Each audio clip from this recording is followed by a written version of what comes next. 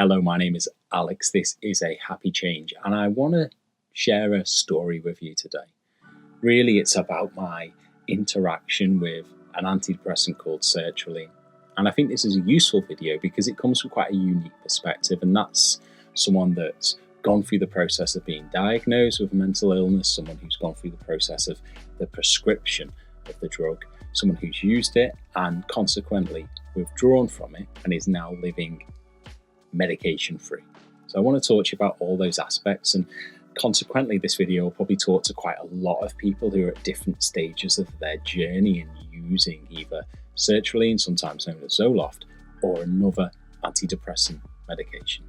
So as I make this video, I'm 39 years old. That means that realistically I was diagnosed with depression 15 years ago, and actually really only sought help for it 2 years ago, which was an error, which was a big mistake. But perhaps it's a male thing, perhaps it's just the way I am. It might not be a gender thing, but I didn't act, and I let things fester to the point where actually it's only now that I realise how much of my life was really crippled by that. If we went back from pre-diagnosis, actually I was suffering with anxiety way before that, probably another 10 years. So realistically, if we kind of rewind the clock a little bit, we're probably talking somewhere in the region of 2 decades that I've gone with mental illness and just tried to pretend I could deal with it, which I've had to come to terms with. I've had to realise that I've made errors and made mistakes and done things in life that were influenced not by me, but influenced by the way my brain was working at the time. And whilst I'm in a good space now, actually, I do recognise that I've acted in certain ways and missed opportunities, for example, that if I was better at that time, I wouldn't have missed out. So I guess I'm starting by speaking to those people who are in a position where they're too scared to get help. The sooner you act, the sooner you can get things in order. However, having said that, I'm glad things are in order now, and I've got plenty of life left to make the most of it.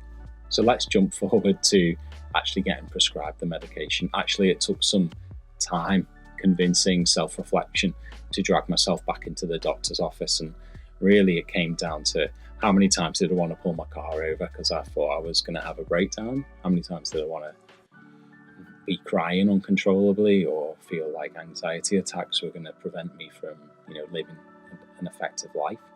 And eventually managed to speak to someone. The way I went about it was to speak to my GP online rather than face-to-face initially, because I was just so scared. I was so nervous to talk about it as an adult with a job and a child and all of these things, where it felt like I had my shit together. Actually, to admit I don't, and I need help. That took a lot of courage, I recognise now. It took a lot of bravery, and I can understand why people don't do it. So went and saw my GP eventually in person. They wanted to see me before they prescribe, and they were great from the get-go. Very responsive, very understanding, totally non-judgmental. All of the things I knew would happen, but you kind of convince yourself once you admit a weakness, it's the beginning of the end, and your world will start to crumble. And they made a decision to prescribe me Sertraline. So Sertraline, sometimes known as Zoloft, is an antidepressant, really common antidepressant. Same type of antidepressant, things like Prozac. And so many people take these. As soon as you start taking them, maybe you tune into a little bit, but certainly since starting this channel, the fact that there's currently around 6,500 subscribers tells you a lot of people take it. Just a quick scan tells me about 5 million monthly searches for the word Sertraline take place just on YouTube.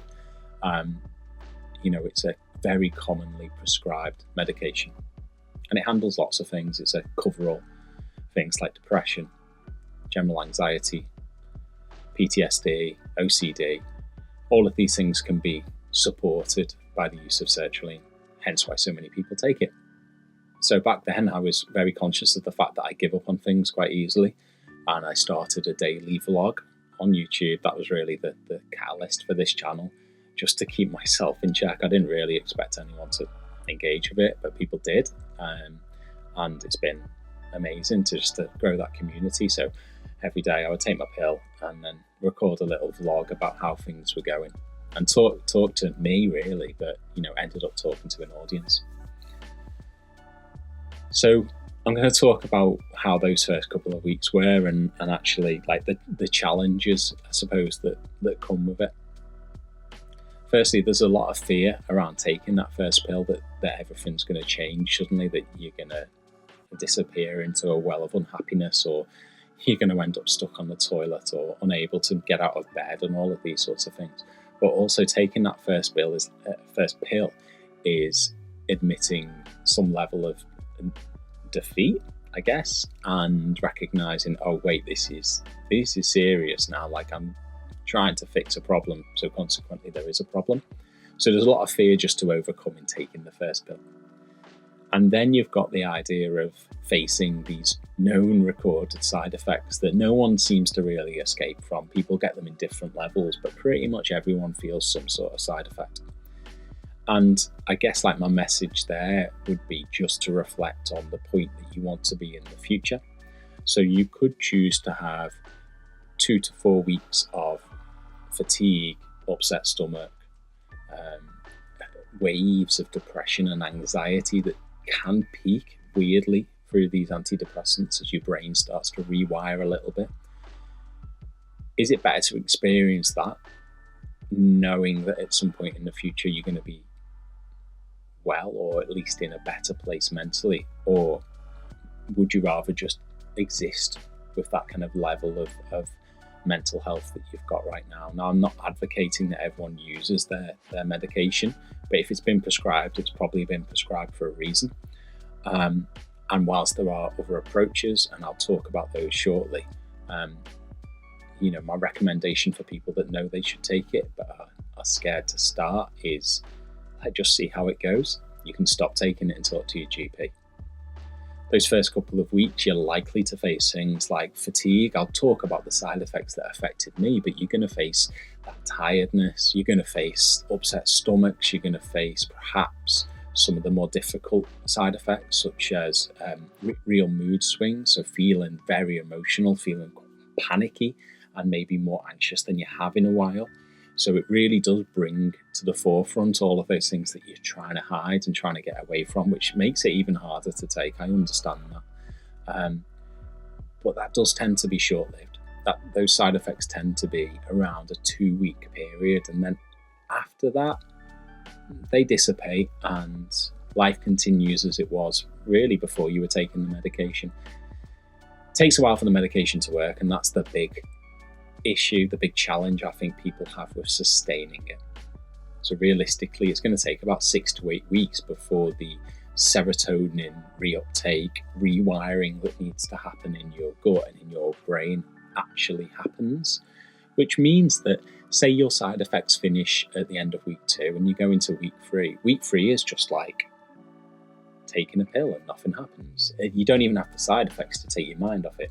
You're just taking something and not seeing any benefit from it. And it's a really difficult time, that week 3, week 4, week 5, week 6, week 7, maybe week 8. And you'll constantly be asking yourself or asking your friends. In fact, it's the most common thing I get asked on Instagram or in the YouTube comments. It's like, I've been taking it for 3 weeks. Like, when would I expect to feel a change? Like, give it 8 weeks.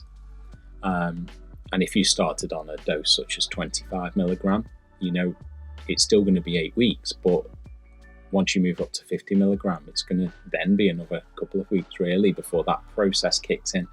So it can be a slow burn, and that's difficult to take, particularly because you will have a lot of momentum. You'll have a lot of feeling that you're getting stuff fixed. You've been to see the doctor and you're feeling motivated to change, and then the change doesn't happen immediately, and that's a real kick in the teeth. My advice there is to stay engaged with a community. Like the Facebook group for a happy change is great. Anyone can join up. You just have to answer some questions. If you don't answer those questions, you won't get into the group. But essentially, you can join in, you can fire off all the silly questions, all the things you're too afraid to ask, and there's like literally right now there's hundreds of people in there who are just willing to help you, support you, chat with you about how they're feeling, and talk about their own experiences as well. So it's a really supportive place.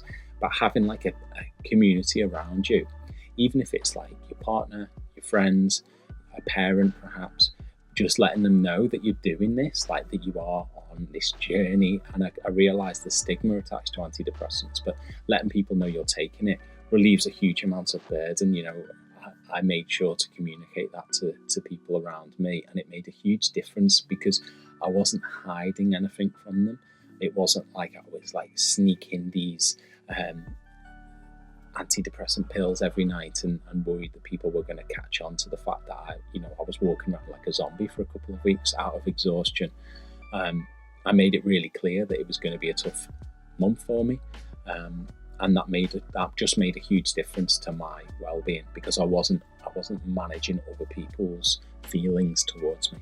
So unfortunately, give it about 6 to 8 weeks to start working. The change isn't going to be profound. So let's talk about the actual use. It's going to be gradual. You'll start to notice that you feel less panicked in situations. You'll probably start to feel that your mood is better regulated and that you're dealing with some of those trigger situations more effectively. I've talked in one of my videos about this idea that, our emotions, naturally we feel those highs and we feel those lows. Like, we're not trying to stop them from happening. What we're trying to stop is like irrational response to things. And serotonin just helps regulate our mood. A really important thing to do alongside medication is therapy and deal with the actual issue, because medication doesn't fix the trigger, it doesn't fix the problem, it just deals with the symptoms. Okay, and again, that's a real talking point, is something that I discuss a lot, is if you're expecting medication to change your life whilst not having therapy, or at least trying therapy, whilst not looking at your diet, not looking at your alcohol intake or recreational drug intake, while not looking at your relationships, while not looking at your career, all of these things have profound impacts on our mental health, and sertraline isn't going to solve them. So sertraline can help you manage those and help you reflect more rationally on those problems, but you do need to put things in place to fix them. So that means maybe reflecting on whether it's your job that's a profound negative impact on your mental health, and then being brave enough to recognize, well, I'm never going to get better unless I do something about that. And that's a really big challenge in life, but it is something I want to make clear. If you're messaging me telling me that you're drinking every night and you hate your job, or when the sertraline fix things, it's not going to. It's really not going to. It will make it easier to deal with the mood swings and the anxiety associated with them things, but it isn't going to fix your life. However, like I say, it manages the symptoms of those mental health issues. So, for example, since starting sertraline, I haven't had an anxiety attack, really, other than that first couple of weeks where I was wavering and getting used to the serotonin changes.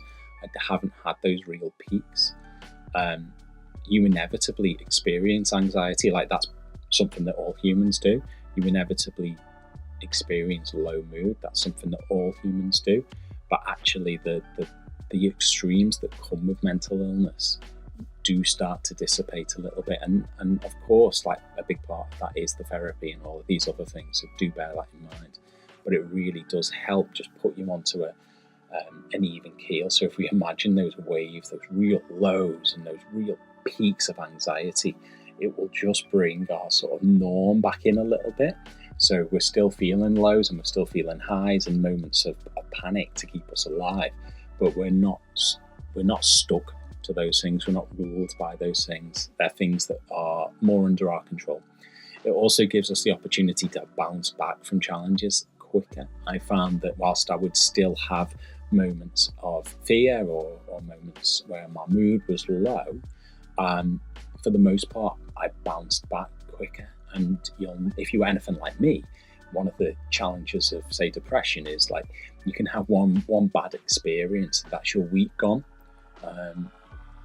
Being able to recover quickly is a key thing, and whilst therapy really helps there, sertraline inevitably helps that recovery process speed up. So throughout taking sertraline, I did change dose at one point. I went from 50 milligram to 100 milligram, and that was really because I did start to have some like rougher times again. I felt my mood dipping, motivation lacking, and I was really struggling with some aspects in life.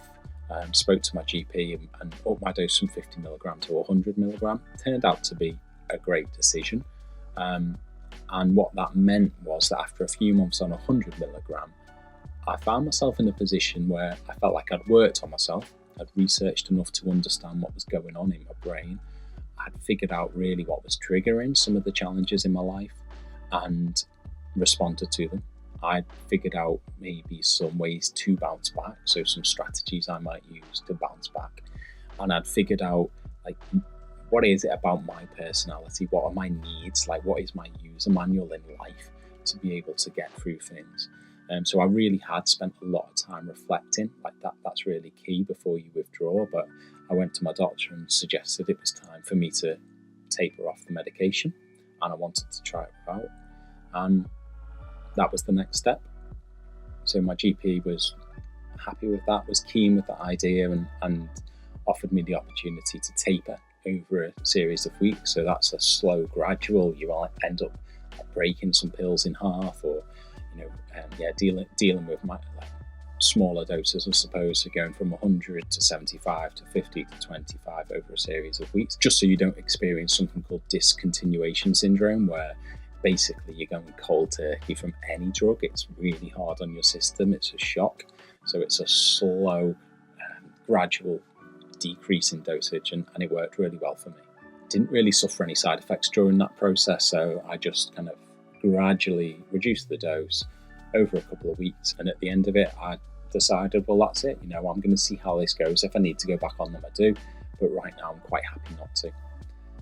And that was months ago, and since then I've managed my mental health. I haven't had those moments of terror, of panic, of stress to the point where I can't move. I haven't had to pull my car over and cry. I haven't had any of those moments since withdrawing from sertraline. I also haven't had any long-term side effects. Some people are concerned about what happens afterwards. How's your body been rewired, and what does this mean? I haven't had any brain zaps, as people call them. I haven't had any moments of illness that I could link to sertraline. In fact, I've been well during that time. I've made lifestyle changes in that time as well. So I've given up alcohol. I've trying to eat more healthily as well, get more exercise, all of these things that are like the crucial bit really for our brain, our mental health. And I'm in a position now where really I can use my time to help other people and do so with more empathy, without having to kind of project my own experience or my own anxieties that I'm feeling at the moment. I'm more empowered really to help the people that DM me on Instagram, or to that shoot me a comment underneath these videos, and help them from a position that isn't entirely neutral, because I've been through it, but is one of hope. So I'm really keen to hear from you.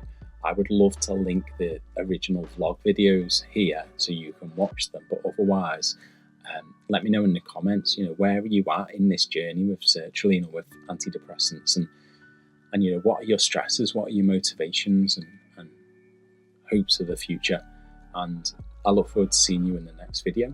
If you haven't already, hit subscribe, like the video, man, because the more people that can see this who are in need of help, the better. And YouTube does that by seeing what videos have got high engagement. So it might be a sub, or it might be a thumbs up to you, but to someone else that might be their opportunity to see a video that really does help them at a time of need.